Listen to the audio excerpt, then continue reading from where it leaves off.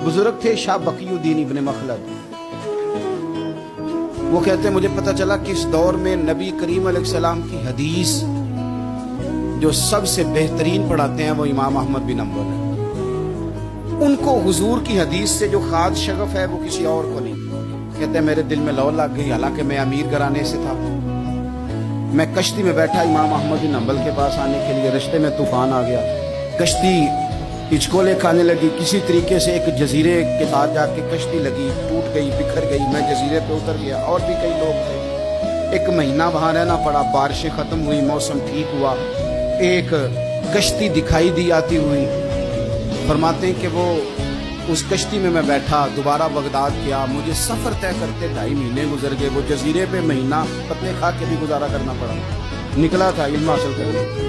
जब बगदाद शरीफ पहुंचा, लोगों से पूछा इमाम अहमद बिन हम्बल का मदरसा कहाँ है? उन्होंने कहा वो मदरसा तो बंद हो गया, वक्त का बादशाह मुखालिफ हो गया, मस्जिद मदरसा सील कर दिया।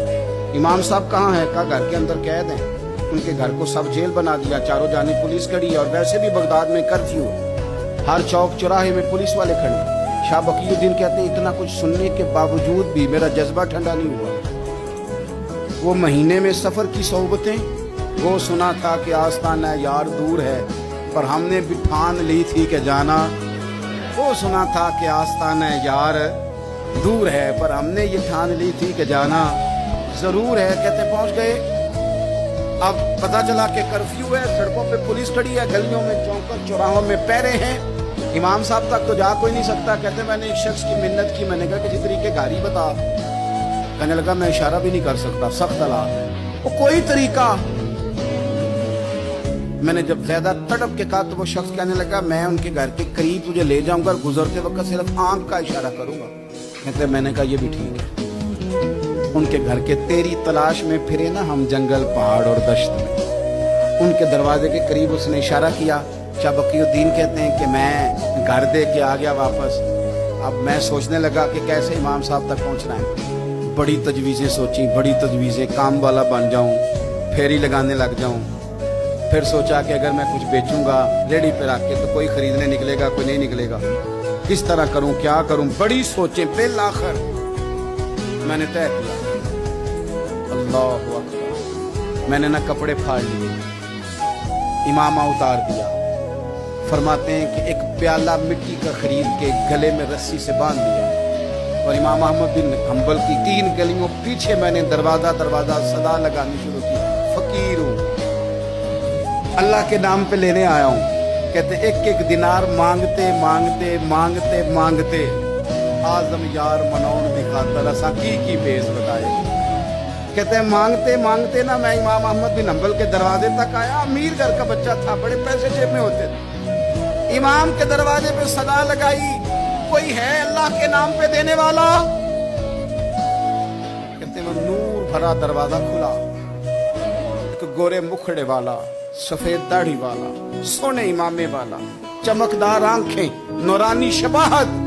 कहते इमाम अहमद बिन हम्बल बाहर आए और जैसे एक दिनार मेरे प्याले में डालने लगे तो मैंने हाथ चूम के कहा सोनिया तेरे कुर्बान जाऊं, मैं दिनार लेने नहीं आया, मोहम्मद अरबी की हदीसें सुनने आया हूं।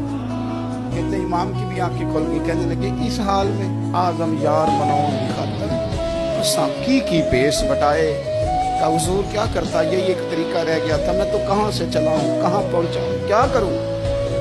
इमाम साहब फरमाने लगे फिर मैं भी बड़े दिनों से परेशान था, कोई सीखने वाला नहीं मिल रहा, तू मिल गया। कहने लगा हुजूर मैं रोज आ जाऊं फकीर बन के, आप जितना चाहें 2, 4, 5 मिनट में मुझे हदीसें सुना दें, मैं अगले दिन याद कर आया करूँ।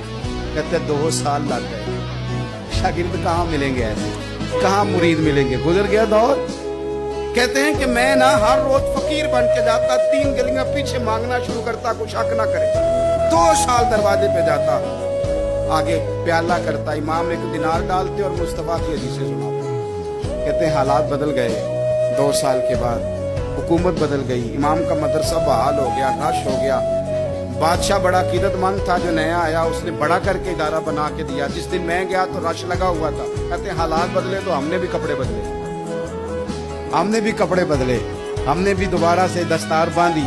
और कहते हैं बड़े लोग बैठे हुए थे, मैं जब दाखिल हुआ ना तो इमाम उठ के खड़े हुए। आप फरमाने लगे पुत्र इधर आ, तू आगे आके बैठ। लोग दीन सीखने आते हैं, तू तो फकीर बन के मांगने आया था। और मैं भी बाकियों को पढ़ाया करता था, तुझे मैं दिया करता था। और अब बाकी पढ़ा करेंगे, तुझे दिया जाएगा। और आज तुझे सीने से निकाल के दिया करूंगा। जमाने बदल गए, हालात बदल गए, वो शख्स चला गया, कौन हुक्मरान था कौन नहीं था, लेकिन उस्ताद शागिर्द के अदब की दास्तान कयामत तक बाकी।